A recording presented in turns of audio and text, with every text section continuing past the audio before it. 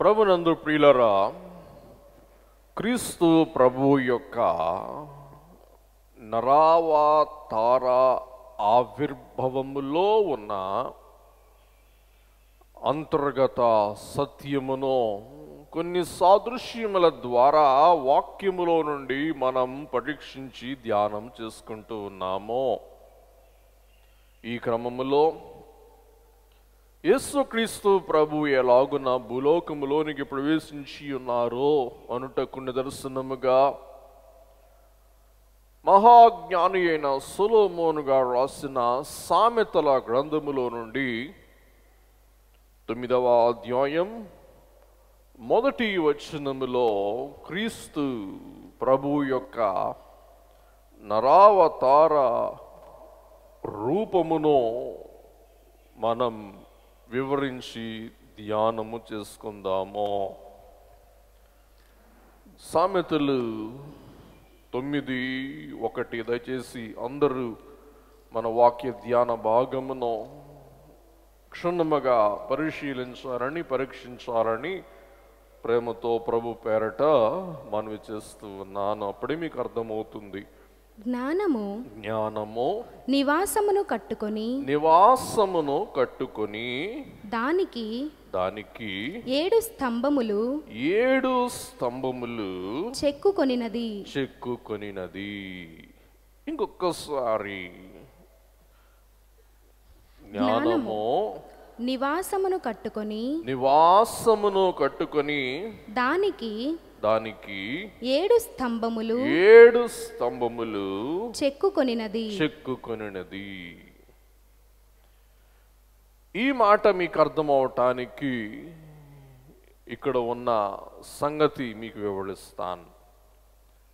జ్ఞానము అనగా యేసు ప్రభువు, నివాసము అనగా మరియ గర్భము, కట్టుకొనుట అనగా ఏర్పాటు చేసుకొనుట. దీనికి 7 స్తంభములు చెక్కుకొనినది. ఈ 7 స్తంభాలు ఏంటో వాక్యములో నుండి మీకు చూపిస్తాను.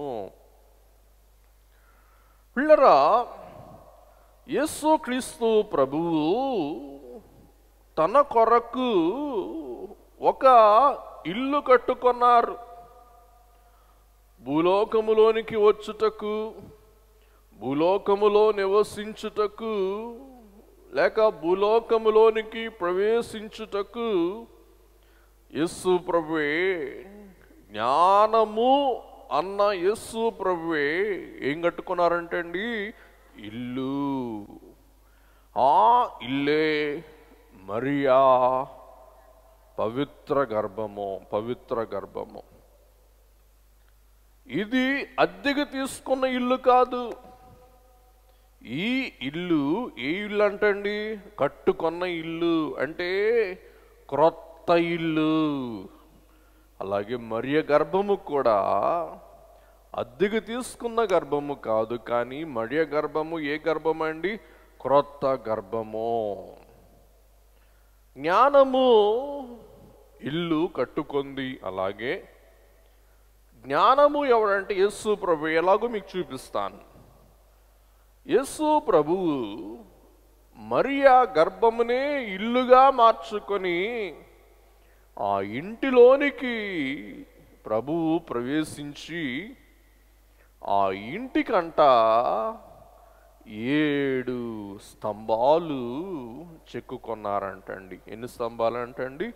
7 స్తంభాలు. పిల్లరా, ప్రతి కట్టడానికి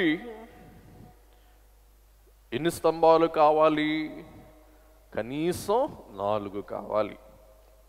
4 మూలలు నిలబడాలంటే 4 స్తంభాలు కావాలి. కుర్చీకి 4 కోళ్ళు కావాలి. మంచానికి 4 కోళ్ళు కావాలి. 4 అనేది అవసరం. ఈ 4తో పాటు 3 అధికం అంటే ఎన్నైనా 7. ఇది వివరంగా చెప్తాను. జ్ఞానము ఇల్లు కట్టుకొన్నది, స్తంభాలు చెక్కుకొన్నది. పిల్లరా, దేవుడు ఇల్లునైతే కట్టుకున్నారు, యేసు ప్రభు ఇల్లునైతే కట్టుకున్నారు, కానీ స్తంభాలను ఏం చేశారంట? చెక్కుకొన్నారు. అందుకే ఈ జ్ఞానం బలంగా ఉండాలంటే 7 స్తంభాలు జ్ఞానానికి కావాలా. 7 ఏంటో మీకు చూపిస్తాను. వాక్యం కొంచెం ఓపిక పట్టండి. యూదులైన వారి కట్టడాలు విశాలంగా కట్టుబడి కట్టి చివరిలో 4 స్తంభాలు ఉంచి మధ్యలో కప్పును నిలపటానికి 3 స్తంభాలు వేసేవారంటండి. 4 స్తంభాలు చివరిలో 3 స్తంభాలు మధ్య వేయటం ద్వారా ఆ కట్టడం ఏమవుతుంది? బలంగా స్థిరంగా నిలబడుటకు వీలు కలుగుతుంది. కాబట్టి ఈ యొక్క తర్జుమా ఇంకొక భాషలో ఈజీ ఇంగ్లీష్ అనే బైబిల్ తర్జుమా ఇలాగూ తర్జుమా చేస్తూ ఉంది ఆదిమ భాషలో. ఎలాగంటే గమనించండి. Wisdom is the name of the woman who has built her house and she made it beautiful. కాబట్టి జ్ఞానము ఇల్లు కట్టుకొని ఆ ఇంటిని సౌందర్యముగా రూపుదిద్దుకొన్నది. కాబట్టి ఈ లోకానికి వచ్చుటకు దేవునికి అవసరమైనది ఒక పవిత్రమైన పాత్ర, ఒక నిష్కలంకమైన పాత్ర, తన రాకకు సమర్థవంతమైన పాత్ర. ఈ పాత్ర పరలోక పాత్ర అయి ఉంటే సరిపోదు. కాబట్టి ఈ పాత్ర ఏ పాత్ర అయి ఉండాలా? భూలోక పాత్ర అయి ఉండాలి. అందుచేత ఈ భూలోకపు పాత్రలోనికి యేసుక్రీస్తు ప్రభువు ప్రవేశించుటకు ఆయన ఎన్నుకొన్నది కన్య గర్భము అను పాత్ర. ఎందుకనగా కన్య గర్భము ఒక పవిత్రమైన తొట్టి వంటిది. ఈ కన్య గర్భములోనికి ఏ కల్తీ కూడా ప్రవేశింపనందున జ్ఞానమను యేసుక్రీస్తు ప్రభువు ఎక్కడ గూడు కట్టుకున్నారు? కల్తీ లేని కన్య గర్భములో. చెప్పండి, అర్థమవుతుందా మీకు? కల్తీ లేని కన్యా గర్భములో. ఒకవేళ పురుష సంయోగమును బట్టి ఈ గర్భము మాలిన్యమైపోయింది అనుకోండి, ఈ గర్భములోనికి యేసు ప్రభు పవిత్రుడిగా రాగలడా? రాలేరు. ఈ జ్ఞానము ఎలా ఉండాలా? పవిత్రముగా ఉండాలా. జ్ఞానము పవిత్రముగా ఉండాలంటే ఈ జ్ఞానము ఇమ్మడవలసిన పాత్ర కూడా ఎట్లా ఉండాలా? పవిత్రముగా ఉండాలి. మీ అందరూ కూడా తెలుసు, పాలు విరగకుండా శుభ్రంగా లేకపోతే శుద్ధిగా ఉండాలంటే పాత్ర కూడా ఎలా ఉండాలి చెప్పండి? ప్రత్యేకంగా ఉండాలి. పాత్ర ప్రత్యేకంగా లేకపోతే ఆ పాలు ఏమైపోతాయి? వెంటనే విరిగిపోతాయి. పాలకే శుద్ధమైన పాత్ర కావాలంటే పరలోకపు పాలకుడు అయ్యున్న యేసుక్రీస్తు ప్రభువుకు ఇంకా శుద్ధమైన పాత్ర అవసరం అంటారా లేదా? అవసరం. అందుచేత ఏ పురుష మాలిన్యము లేని గర్భమునో అప్పటి వరకు ఏ యొక్క శిశువును మోయని గర్భమునో జ్ఞానము కోరుకొన్నారు, లేక జ్ఞానము చెప్పండి కోరుకొన్నది. పిల్లరా, ఈ వాస్తవ సత్యమును మనం వాక్యపు రుజువు ద్వారా మనం ఆలోచిస్తే లూకా సువార్త 1వ అధ్యాయం 34వ వచనం. అందుకు మరియా, నేను పురుషుని ఎరుగని దానిని ఎరుగని దానిని ఇదేలాగు జరుగునని ఇది ఎలాగు జరుగునని దూతతో అనగా నేను పురుషుని ఎరుగని దానిని, పురుషుని యొక్క బీజము నాలో లేదు, పురుషుని యొక్క గ్రుడ్డు నాలో లేదు, ఇది ఎలాగో సాధ్యమో? అవును మరియా, ఇది సాధ్యమో, ఇదే అవసరమో, అవశ్యమో, ఇది కావలసిన ఒక పవిత్రమైన పాత్రము అని దేవుడు ఆ పాత్రమును తన రాకకు ఒక సూత్రముగా ఏర్పాటు చేసుకున్న వారు ఉన్నారు. అలాగుననే యేసుక్రీస్తు ప్రభువు యొక్క భూలోక రాకకు ఒక పవిత్రమైన పాత్రము అవసరమైతే, వినండి, భూలోకములో నుండి తాను మరలా పరలోకానికి వెళ్ళుటకు కూడా ఇంకొక రాతి పాత్ర అవసరమై ఉన్నది. ఆ పాత్రే సమాధి. మొదటి పాత్ర వర్జిన్ ఊంబ్. ఊంబ్ అంటే కన్యా గర్భము. రెండవ పాత్రము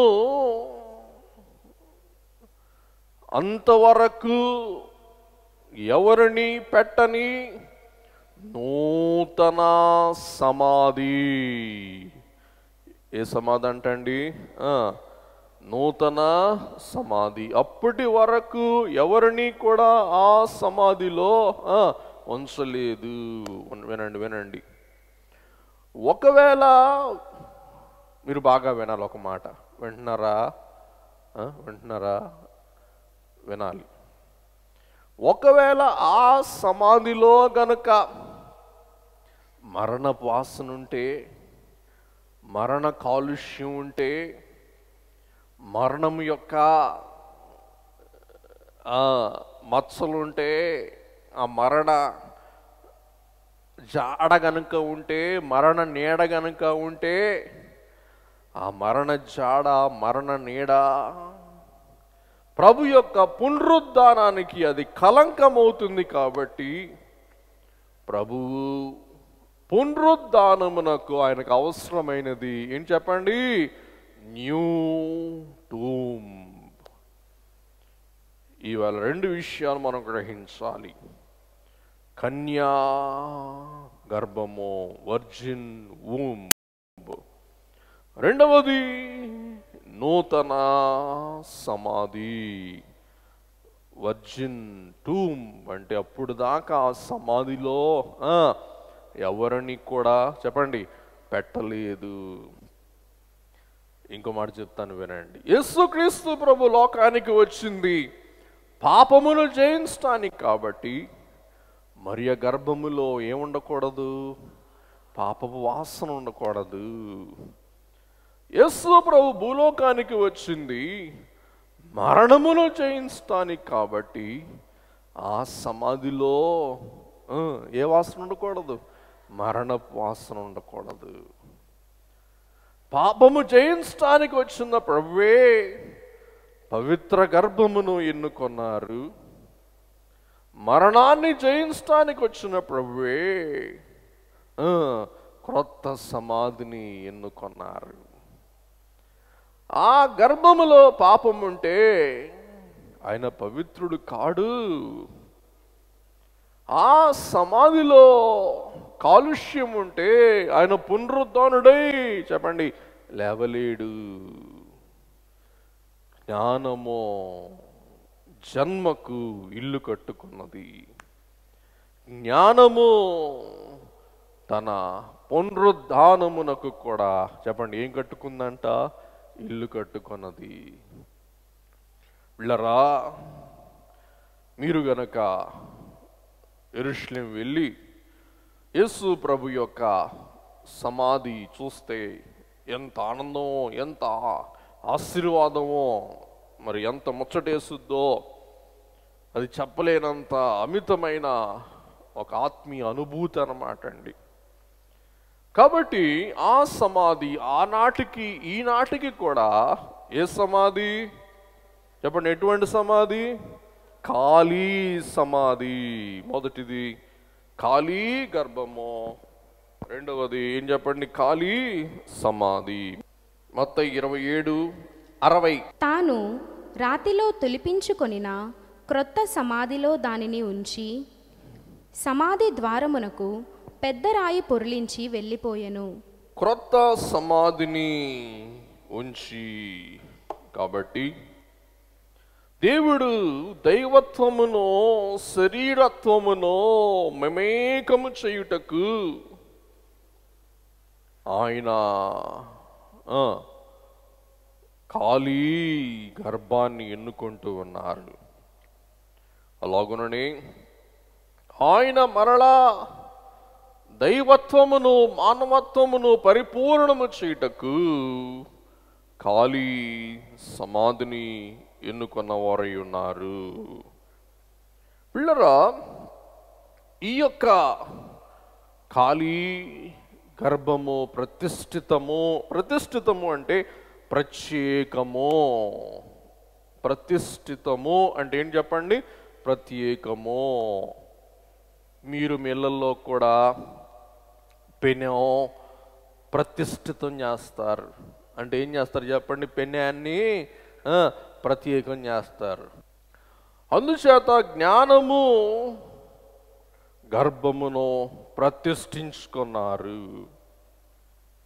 జ్ఞానము సమాధిని ప్రతిష్ఠించుకున్నారు.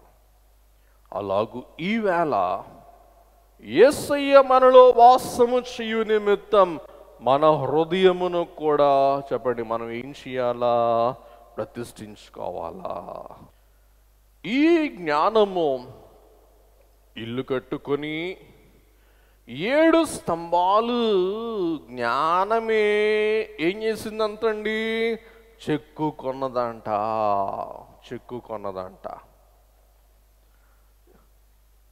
ఇల్లు కట్టుకుందంట, స్తంభాలు చెక్కుకొందంట. కాబట్టి బహుశా ఇది ఒక రాతి ఇల్లు అనుకోవచ్చు మనం. కాబట్టి రాతి ఇంటిలోనికి వెళ్ళాలంటే రాయిని ఏం చేయాలి? మనం చెక్కుకోవాలి. ఈ రాతి కట్టడానికి గాలి రావాలంటే, వెలుతురు రావాలంటే, ఇంకా బయట కనపడాలంటే దానికి ఏం కావాలి చెప్పండి? కంతలు కావాలి. అందుచేత స్తంభాలు ఏర్పాటు చేసుకోవాలి. ఇది ఏమైనా 7 స్తంభాలు జ్ఞానము చెక్కుకొన్నది. ఈ 7 స్తంభాలు ఏంటి అనే విషయం మనం ఆలోచిద్దామండి. పిల్లరా, ఈ 7 స్తంభాలు ఏంటి అని మీకు చెప్పే ముందు జ్ఞానము ఎలాగూ ప్రభువై ఉన్నారో ఆ సంగతి మీకు చెప్పిన తర్వాత 7 స్తంభాలంటే ఏంటో మీకు చెప్పడానికి ప్రారంభిస్తాను. యోహాను సువార్త 6వ అధ్యాయం 63 తర్వాత ఇంకొకరు 46 కూడా చదివేసేయండి గబగబా. ఆత్మయే జీవింపజేయుచున్నది, శరీరము కేవలము నిష్ప్రయోజనము. నేను మీతో చెప్పియున్న మాటలు ఆత్మయు జీవమునై ఉన్నవి గాని. నేను మీతో చెప్పిన మాటలు ఆత్మయు జీవమునో అయ్యున్నవి. కాబట్టి దేవుని మాటలు మనకు ఆత్మ అయ్యున్నవి, మనకు చెప్పండి జీవమై ఉన్నవి. 46వ వచనం. దేవుని యొద్ద నుండి వచ్చినవాడు తప్ప మరి ఎవడనూ తండ్రిని చూచియుండలేదు, ఈయనే తండ్రిని చూచియున్నవాడు. 46 వారందరూ దేవుని చేత బోధింపబడుదురు అని ప్రవక్తల లేఖనములలో వ్రాయబడి ఉన్నది గనుక తండ్రి వలన విని నేర్చుకొనిన ప్రతి వాడును నా యొద్దకు వచ్చును. తండ్రి వలన విని నేర్చుకొనిన ప్రతి వాడును చెప్పండి నా యొద్దకు వచ్చును. జ్ఞానము యేసుక్రీస్తు ప్రభు. అలాగే మత్తయి సువార్త 11:25 నుండి 27లో మనం చూస్తే, ఒకసారి సమయం మనం ముందుకు వెళ్ళటానికి వీలుగా 27:1 మనం చదువుకొని ముందుకు వెళ్దాం. సమస్తమును నా తండ్రి చేత నాకు అప్పగింపబడి ఉన్నది.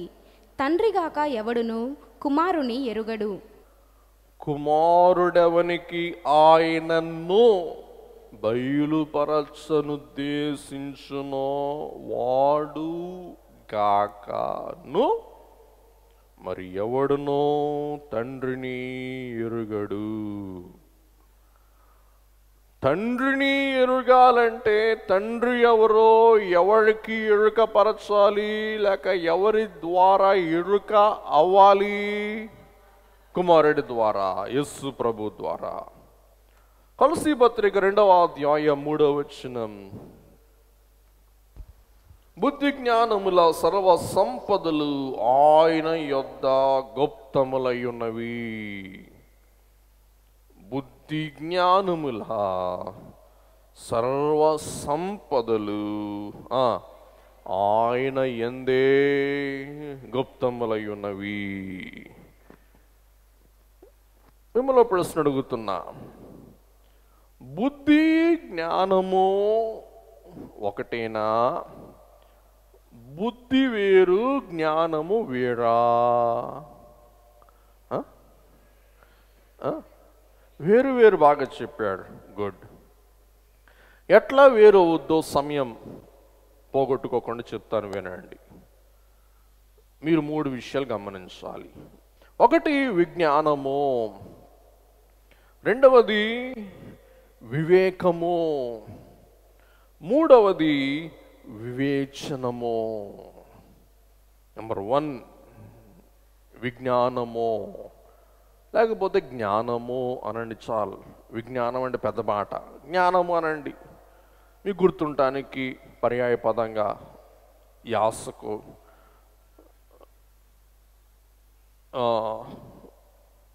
విజ్ఞానము అన్నాను.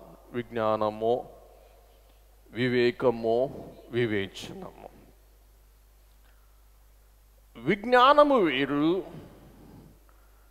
వివేకము వేరు, వివేచనము వేరు. వినండి. నెంబర్ 1, వస్త్రము కట్టుకోవాలా అనున్నది జ్ఞానము. జ్ఞానము లేనోళ్ళు ఏం చేయరు? బట్టలు వేసుకోరు. బట్టలు వేసుకోవాలంటే ఏం కావాలా? జ్ఞానము కావాలా, నాగరికత కావాలా? రోడ్డు మీద మీరు పిచ్చోళ్ళని చూస్తూ ఉంటారు. పిచ్చోళ్ళకి ఏముండదు చెప్పండి? జ్ఞానం ఉండదు. అని చేత వాళ్ళు ఏం చేయరు? అసలు బట్టలు వేసుకోరు. రెండవది వివేకము, బట్టలు వేసుకోవాలా అని చెప్పేది జ్ఞానము. బట్టలు ఎట్లా వేసుకోవాలా అని చెప్పేది వివేకము. బట్టలు ఎట్లా, ఉదాహరణకి సాంప్రదాయ సిద్ధంగా చీరలు కట్టుకునే స్త్రీలు చీర ఎట్లా ధరించుకోవాలి అని చీర ధరించుట నేర్పించేది ఏం చెప్పండి? వివేకము. వివేకము చెప్పండి, చీర ఎట్లా ధరించాలో తెలియచేస్తుంది. మూడవది వివేచన. వివేచన ఎప్పుడు ఏ చీర ఎక్కడికి ధరించాలో తెలియచేస్తుంది. దానిని ఇంగ్లీష్లో ఏమంటామంటే అండర్స్టాండింగ్. కాబట్టి దేవాలయానికి ఏ చీర కట్టుకురావాలి? దేవాలయానికి మీరు కానీ మేము కానీ ప్రత్యేకంగా బట్టలు పెట్టుకుంటాం. ఇది మీ అలవాటు, మా అలవాటు కూడా. ఆ బట్టలు మార్కెట్ కట్టుకోము, లేకపోతే బజార్కి తీసుకెళ్ళాం, సూపర్ మార్కెట్ కట్టుకెళ్ళాం. ఏమన్నా అవునా కాదా?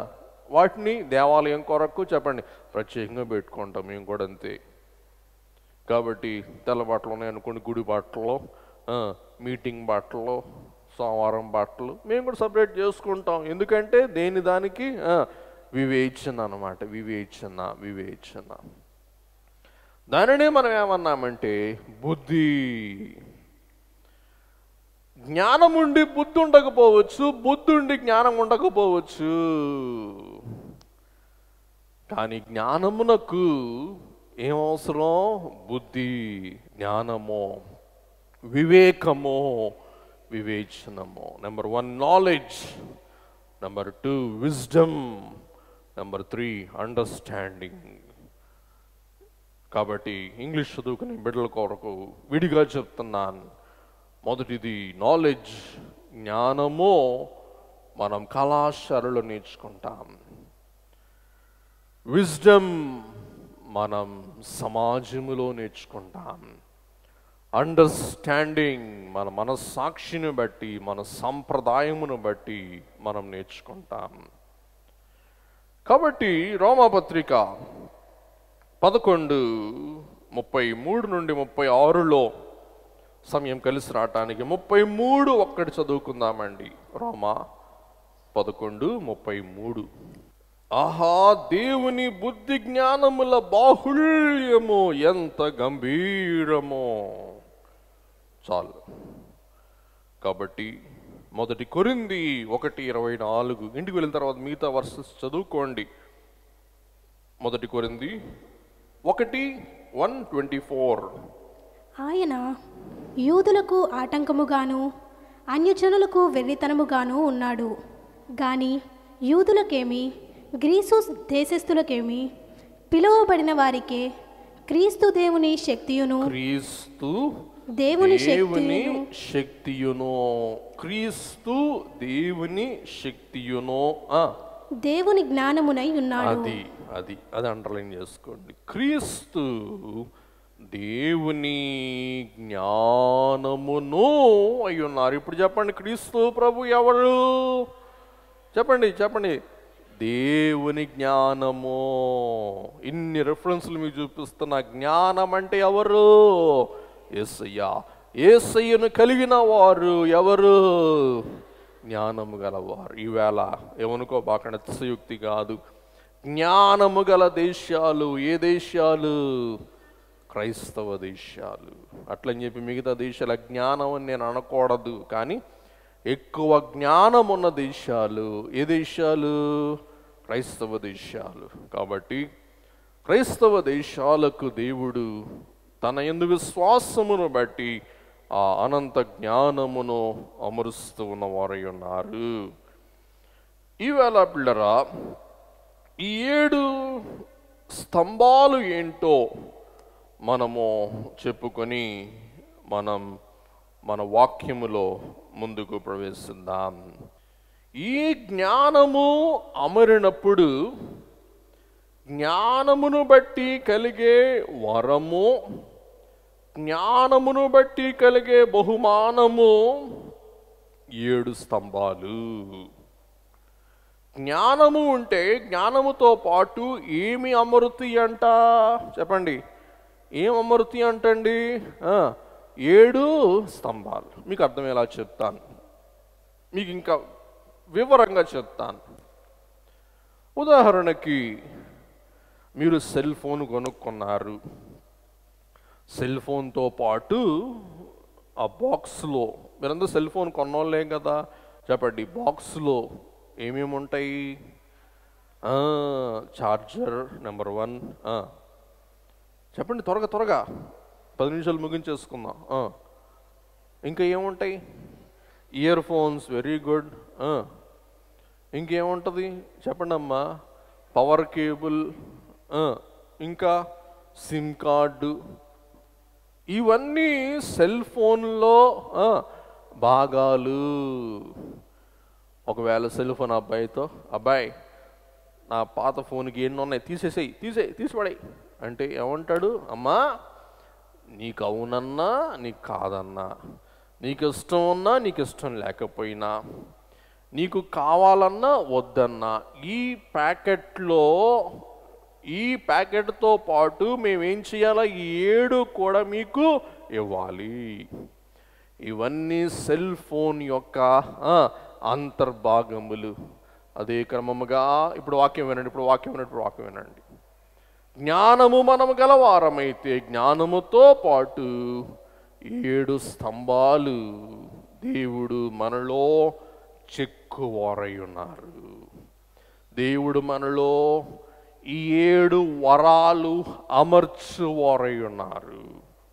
ఈ 7 వరాలు ఏంటో మీకు 3 విధాలుగా చూపిస్తాను. అది గుర్తుపెట్టుకోండి. మనం ముగింపులోనికి వెళ్దాం. పిల్లరా, జ్ఞానమునకు కలుగు 7 స్తంభములు.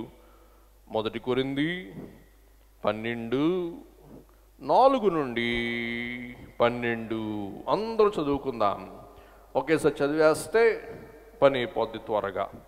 కృపావరములు నానా విధములుగా ఉన్నవి గాని ఆత్మ యొక్కడే, మరియు పరిచర్యలు నానా విధములుగా ఉన్నవి గాని ప్రభువు ఒక్కడే. నానా విధములైన కార్యములు కలవు గాని అందరిలోనూ అన్నిటినీ జరిగించు దేవుడు ఒక్కడే. అయినను అందరి ప్రయోజనము కొరకు ప్రతివానికి ఆత్మ ప్రత్యక్షత అనుగ్రహింపబడుచున్నది. ఆత్మ ప్రత్యక్షత అనుగ్రహింపబడుచున్నది. ఆత్మ ప్రత్యక్షత అన్నది జ్ఞానవరము. చదువు పాప. ఎలాగనగా ఒకనికి ఆత్మ మూలముగా బుద్ధి వాక్యమును, నెంబర్ 1 బుద్ధి వాక్యము ఒక స్తంభము.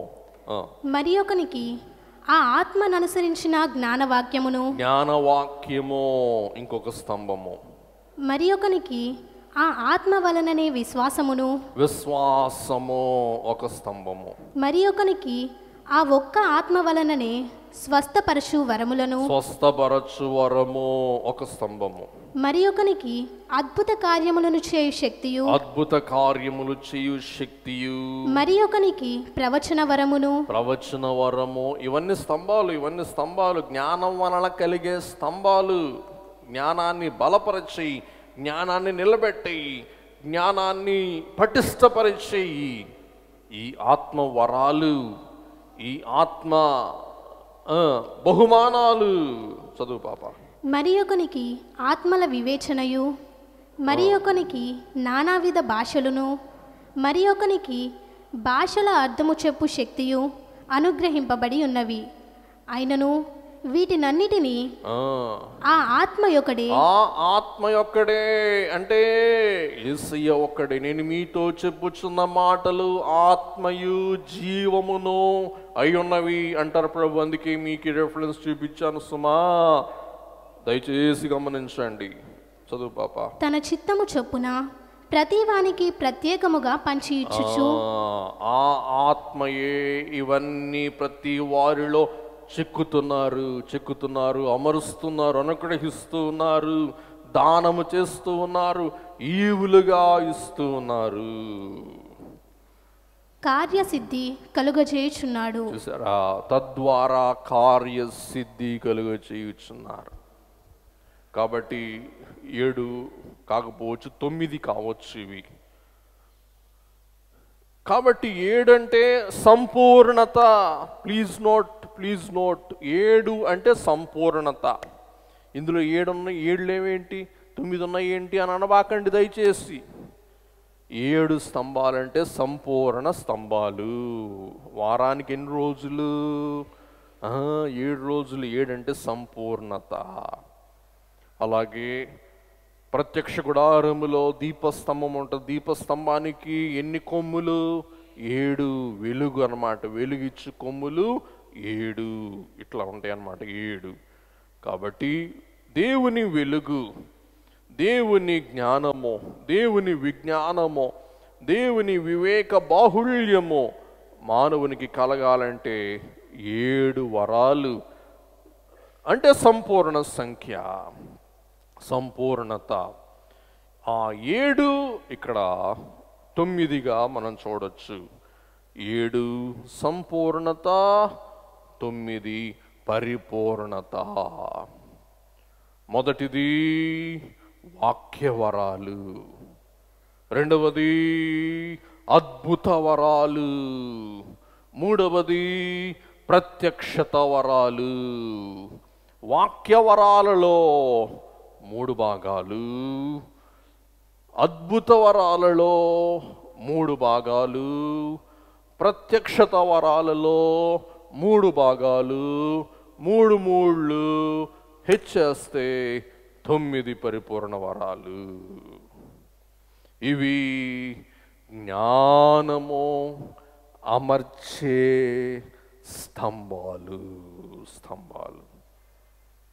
ఈ 7 వరాలు దైవజనులు అన్నారంట, నాకు అన్ని వరాలు దేవుడిచ్చాడు. అన్ని వరాలు కలిగిన వారు ఎవరు చెప్పండి? దైవజనుడు. వరుడు తానే స్వయముగా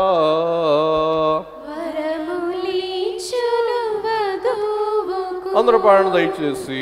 వరుడు తానే స్వయముగా వరములిచ్చును వధువుకు, కొలతలేని ఆత్మతో కొరతలన్నీయు తీర్చు, కొలతలేని ఆత్మతో కొరతలన్నీయు తీర్చు. పెళ్లి కుమారుని రాకకు పెళ్లి కుమార్తె మేలుకో, పెళ్లి కుమారుని రాకకు పెళ్లి కుమార్తె మేలుకో. ఈ 7 స్తంభాలు పవిత్రమైనవి, నిష్కలంకమైనవి, తొనకనివి, బెనకనివి, అవి పటిష్టమైనవి అని మనం గ్రహింపగలుగుచున్నాం. పిల్లరా, ఇక్కడ ఒక్క మాట చెప్పి ఇంకొక 7 స్తంభాలు మీకు చూపిస్తాను. ఆ 7 స్తంభాలు మీకు చూపించే ముందు ఒక మాట వినండి. హవ్వ సర్పము ద్వారా పండు తినుటకు మోసపోయినప్పుడు అవ్వ కన్యకయా లేకపోతే తల్లియా? చెప్పేసేయండి. మీలో కొంతమందికి అర్థమైంది, ఇంకో వివరంగా చెప్తా. ఆదామవ్వలు కలుసుకొనక ముందు వారు పాపంలో పడ్డారా? వాళ్ళు కలుసుకున్నాక పాపంలో పడ్డారా? పండు తిన్నాక వారు కలుసుకున్నారు. ఇప్పుడు సంగతిలోకి వస్తాను, గమనించండి. అవ్వ కన్యకగా ఉన్నప్పుడు పాపములో పడి వా వా అనిపించుకుంది. అవ్వ అవ్వ అంటే పాపంలో పడింది అన్నమాట అండి. మీకు అర్థం అవ్వాలని చెప్తున్నా. ఇట్లా పిల్లరా, పాపములో పడకముందే సర్పము అవ్వను మోసం చేసింది. ఇంకో మాట చెప్తా. అవ్వ కన్యకగా ఉన్నప్పుడే సర్పము మోసం చేసింది. కన్యక అయిన అవ్వను సాతాను పడేశాడు. కానీ కన్యకైన మరియను సాతానుడు పడవేయలేదు. కన్యకగా ఉన్నప్పుడు సర్పము ద్వారా ప్రవేశపెట్టబడిన పాపమును పరిహారము చేయుటకు కన్యగర్భాన్ని యేసయ్య తన పాన్పుగా, తన ఒడిగా, తన ఇల్లుగా, తన నివాసముగా ఆయన కోరుకున్నారు. ఎంతమందికి అర్థమైందో చెయ్యొద్దండి ఒకసారి. ఓ సర్పమా, కన్యవ్వను మోసం చేస్తావా అని యేసు ప్రభువే కన్య మరియలోనికి ప్రవేశించుట ద్వారా మోసమును తొలగించి వేసి అవ్వకు మహిమను దయచేసిన వారు ఉన్నారు. మోసం బట్టి కన్య అవ్వ మహిమ కోల్పోయింది. కన్య మరియా దేవుని తన కన్య గర్భములో ధరించడం ద్వారా మహిమ సంపాదించుకుంది. అలాగే నేడు యేసుక్రీస్తు ప్రభువుకు అవసరమైనది పెండ్లి కుమార్తె కన్యా, సర్పము ద్వారా మోసగింపబడని కన్యా, పవిత్రురాలైన కన్యా. అలాగని చెప్పి పెళ్లి చేసుకోదంటలేదండి. హృదయ కన్యత్వము, అంతరంగా చెప్పండి కన్యత్వము, ఇది అవసరం అన్నమాట అండి. అంటే మనస్సులో ఏముండాలి చెప్పండి? కన్యత్వం ఉండాల.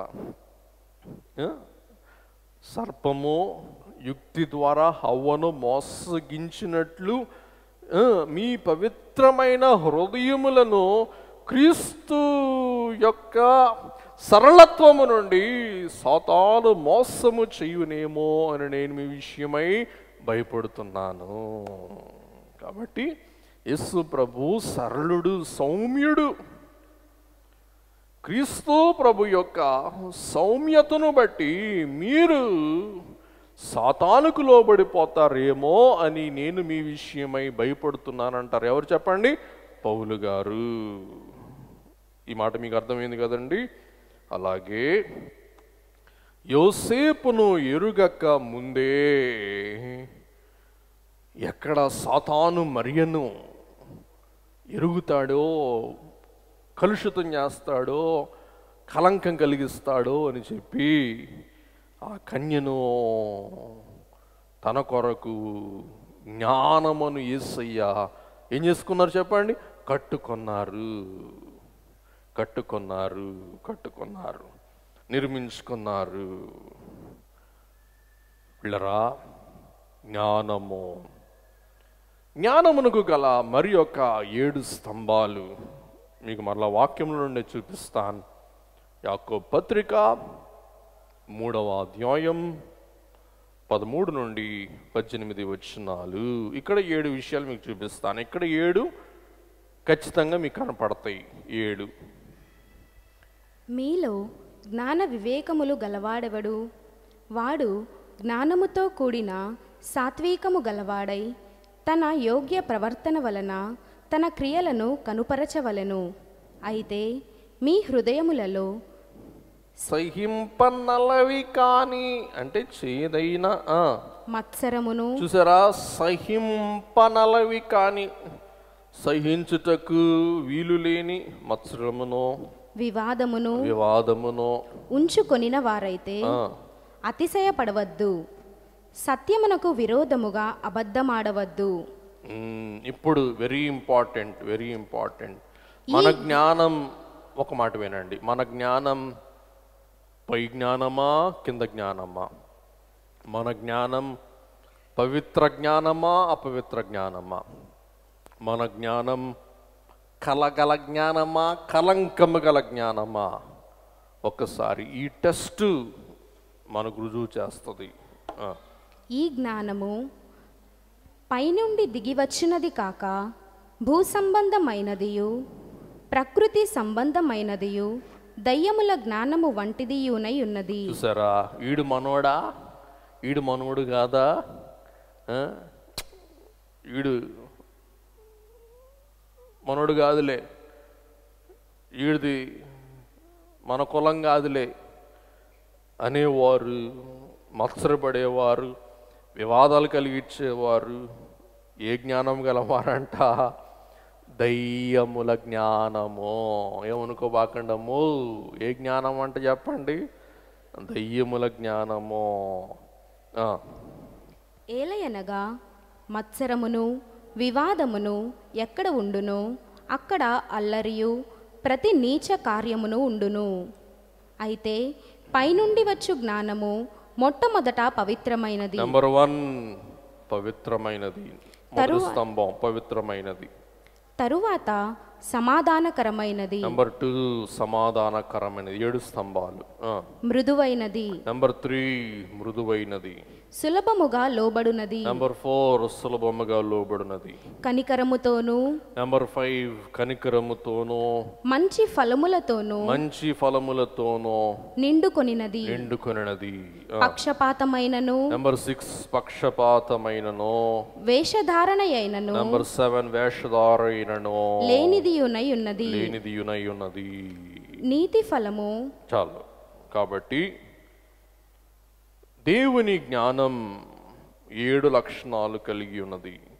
పరలోక జ్ఞానం మనం కలిగి ఉన్నామంటే పరలోక జ్ఞానానికి ఉన్న 7 స్తంభాలు పవిత్రత, సమాధానకరమైన స్థితి, మృదువైనది, సులభముగా లోబడినది, కనికరముతో మంచి ఫలములతో నిండుకొనినది, పక్షపాతము లేనిది, వేషధారణ లేనిది. గుర్తుపెట్టుకోండి, ఈ జ్ఞానము మీకుంటే మీరు పరలోక జ్ఞానం గలవారు.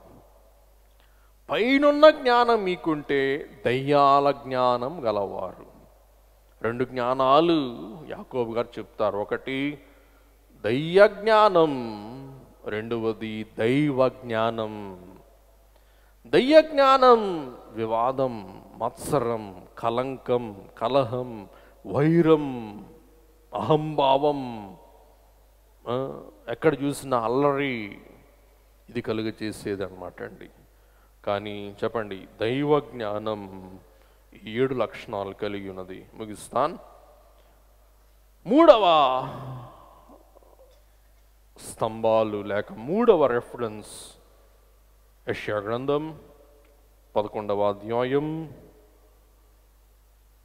2వ వచనం. యెహోవా ఆత్మ జ్ఞాన వివేకములకు ఆధారమగు ఆత్మ. వినండి, యెహోవా ఆత్మ నెంబర్ 1 జ్ఞాన వివేకములకు ఆధారమగు ఆత్మ. నెంబర్ 1 ఆలోచన బలములకు ఆధారమగు ఆత్మ. నెంబర్ 2 ఆలోచనకు ఆధారమగు ఆత్మ. నెంబర్ 3 బలమునకు ఆధారమగు ఆత్మ. తెలివిని. నెంబర్ 4 తెలివిని కలిగించు ఆత్మ. యెహోవా యెడల నెంబర్ 5 యెహోవా యందు భయభక్తులను పుట్టించు ఆత్మ. అతని మీద నిలుచును. ఇంకోసారి చెప్తాను. జ్ఞానము గల ఆత్మ. నెంబర్ 2 వివేకములకు ఆధారమగు ఆత్మ. నెంబర్ 3 ఆలోచన కలిగించు ఆత్మ. నెంబర్ 4 బలమునకు ఆధారమగు ఆత్మ. నెంబర్ 5 తెలివిని కలిగించు ఆత్మ. నెంబర్ 6 యెహోవా యెడల భయభక్తులను పుట్టించు ఆత్మ. నెంబర్ 7 యెహోవా భయము కలిగించు ఆత్మ. సరే, ఈ వాక్య భాగాన్ని క్రిస్మస్ టైం అయిపోతుంది కాబట్టి ఇంత పర్యంతం ముగించుకుందాం. 2 మాటలు చెప్పి నేను ముగిస్తాను. 2 ప్రాముఖ్యమైన మాటలు దయచేసి అందరూ ఆలకించండి. మీలో కూడా ఈ మనస్సు, ఈ ఆలోచన మీకుండి ఉండవచ్చు. 2 భక్తుల్ని నేను మీకు చూపించి ముగిస్తాను. నెంబర్ 1 యాకోబు. నెంబర్ 2 దావీదు. నాకు చాలా కాలం నుండి, అమ్మ వినండి దయచేసి, అయ్యలారా మీరు కూడా వినండి దయచేసి, ఒక పెద్ద ధర్మ సందేహం ఏంటంటే, వినండి ప్లీజ్, మీరు వినాలి. చాలా ధర్మ సందేహం ఏంటంటే, యాకోబు ఇంత మోసగాడు, యాకోబు ఇంత కుయుక్తిపరుడు, యాకోబు ఇంత మాంత్రికుడు, అటువంటి యాకోబును దేవుడు ఎందుకు దీవించాడు, ఎందుకు ఆశీర్వదించాడు, ఎందుకు వృద్ధి చేశారు, ఎందుకు ఐశ్వర్యం ఇచ్చాడు, ఎందుకు ఆయన సంతానాన్ని దీవించి వృద్ధి చేసి ఆయన సంతానాన్ని ఏర్పాటు చేసుకున్నారు అంటే, పిల్లరా, ఈ యొక్క యాకోబునకు ఉన్న మంచి లక్షణం ఏంటంటే, యాకోబు యొక్క నిష్కపట స్థితి. ఏం చెప్పండి? యాకోబు యొక్క నిష్కపట స్థితి అన్నమాట. మనసులో కపటం ఏమీ లేదు. మనసులో ఏం చెప్పండి? కపటం ఏమీ లేదు. కొంతమంది ఉంటారు, కపటమే ఉండదు అన్నమాట. కపటం లేకుండా ఓపెన్గా ఉంటారనమాట అండి. అటువంటి వాళ్ళు ఆరోగ్యంగా ఉంటారు, హాయిగా బతుకుతారు. మన భారతీయులకి అంత డిప్లొమసీ ఉంటుంది అన్నమాట అండి. ఓపెన్గా ఉండరు. ముందేమో ఆహా ఓహో అంటారు, వెనకేమో చీపాడు అంటారు. దీన్నే మనం ఏమన్నామంటే కపటము అంటే చెప్పండి, దాచుకోవటము. ఒకే మాట చెప్తాను, యాకోబు ఎవడు చెప్పండి? కపటము లేనివాడు. ఈ కాలములో, ఈ లోకములో క్రైస్తవుడు ఎలాగుండాలంటే కపటము లేనివాడు. కాబట్టి క్రైస్తవులముగా మనము కపటము లేని వారముగా జీవించు వారమైతే మనము దేవుని దృష్టిలో ఇష్టలము, యోగ్యులం. కీర్తనలు 32:2 యెహోవా చేత నిర్దోషిని ఎంచబడిన వాడు ఆత్మలో కపటము లేనివాడు ధన్యుడు. ముగించేసుకుందాం. అలాగే దేవుడు దావీదును ఎందుకు కోరుకున్నారు? దావీదు వంశములో భూలోకములోనికి అరుదించుటకు ఎందుకు దేవుడు దావీదును ఎంపిక చేసుకున్నారు అనగా, దావీదు కొల్లలు కొల్లలుగా హృదయమంతా ప్రేమతో దేవుని పట్ల భక్తితో దావీదు నిండుకొన్నవాడు కాబట్టి దావీదును దేవుడు ఏర్పాటు చేసుకున్నారు. దావీదు దేవుని పట్ల భక్తి భావము గలవాడు. దావీదు సహోదరుల పట్ల ప్రేమతత్వము గలవాడు. దావీదు పెద్ద మొనగాడా?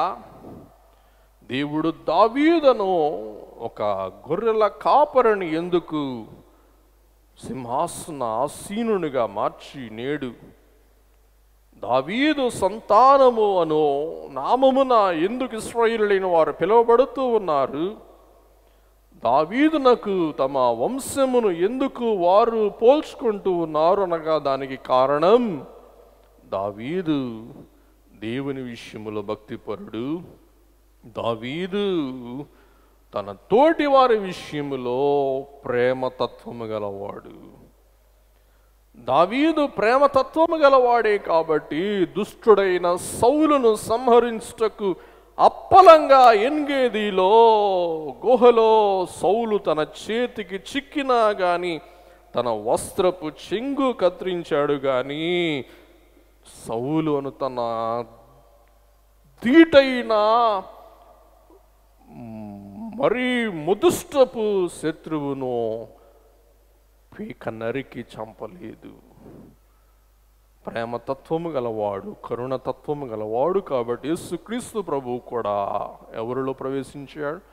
దావీదు. ఈవేళ మీకు 2 హృదయాలు చూపించాను. జ్ఞానమను ఇల్లు యాకోబును ఎందుకు కోరుకుందంటే, యాకోబు కపటము లేనివాడు. జ్ఞానమను ఇల్లు దావీదును ఎందుకు, దావీదు హృదయమును లేక దావీదు వంశమును ఎందుకు కోరుకుందంటే, దావీదు గుండె అంట, గుండె చెరువా అంటారు చూసారండి సామెత, అటువంటిది అంటండి. దావీదు గుండె నిండా ప్రేమ గలవాడు, దావీదు చెరువు వంటి భక్తి గలవాడు కాబట్టి దేవుడు దావీదును గలవాడు, దావీదును కోరుకున్నాడు అని మీకు మనవి చేస్తూ ఉన్నాను. అలాగున దేవుడు తన రాక కొరకు ఎన్నుకొన్న భక్త జనములో మన కనపడేవారు జ్ఞానమను యేసయ్య తన ఇల్లు కట్టుకోవటానికి కోరుకున్నవారు జకర్యా, యాజకుడైన జకర్యా. అలాగే దేవాలయములో దివారాత్రులు దైవ పరిచర్యలు నిమగ్నమై ఉన్న హన్నా అని భక్తిపరురాలు. వీరందరూ ఎవరంటే జ్ఞానము కట్టుకున్న ఇల్లు, చెక్కుకున్న స్తంభాలు. ఈవేళ క్రిస్మస్ కాలములో మనకు ఈవేళ సామెతలు 9:1 ద్వారా సొలొమోను మహారాజు నేర్పించు ఒక గొప్ప పాఠము, ఒక సామెత. సామెత అంటే విశాలమైన అనుభవమును, విశాలమైన జ్ఞానమును 2-3 అక్షరాల్లో పొందుపరచటమే సామెత. దీర్ఘకాల అనుభవమును, విశాల జ్ఞానమును 2-3 అక్షరాలలో కూడీకరించుటయే సామెత. ఒక జస్టిస్ అదే చెప్పాడంట, జడ్జి అన్నవాడు తప్పకుండా సొలొమోను సామెతలు చదివి తీరాలి అని. చూసారా? కాబట్టి సామెతలు బట్టి ఇంకిత జ్ఞానం గల మనకు ఏమొస్తుంది చెప్పండి? అమితమైన జ్ఞానం. సామెతలను మనము ధ్యానించడం ద్వారా సూక్ష్మమైన అనుభవం గల మనకు ఏ అనుభవం వస్తుంది చెప్పండి? విశాలమైన అనుభవము. కాబట్టి విశాలమైన జ్ఞానము సామెతలో పొందుపరచబడింది. విశాలమైన జ్ఞానము సామెతలో ఇమిడింపబడింది అన్నమాట అండి.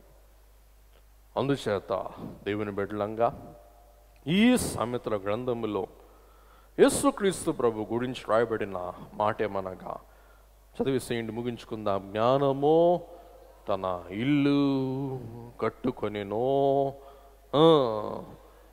అది 7 స్తంభాలు తొలిపించుకొనెను లేక చెక్కుకొనెను. అలాగూ జ్ఞానము గలవారముగా, వివేకము గలవారముగా, వివేచన గలవారముగా 7 ఆత్మవరములతో, పరలోక జ్ఞాన సంపదలతో, అలాగుననే దేవుని ఆత్మ అనుగ్రహించు సుజ్ఞాన సద్గుణములతో నిత్యం తేజరులగల ధన్యత ఈ క్రిస్మస్ మరియు నూతన సంవత్సర ప్రవేశ కాలములో జ్ఞానమైన దేవుడు సదా మనందరికీ అనుగ్రహించును గాక.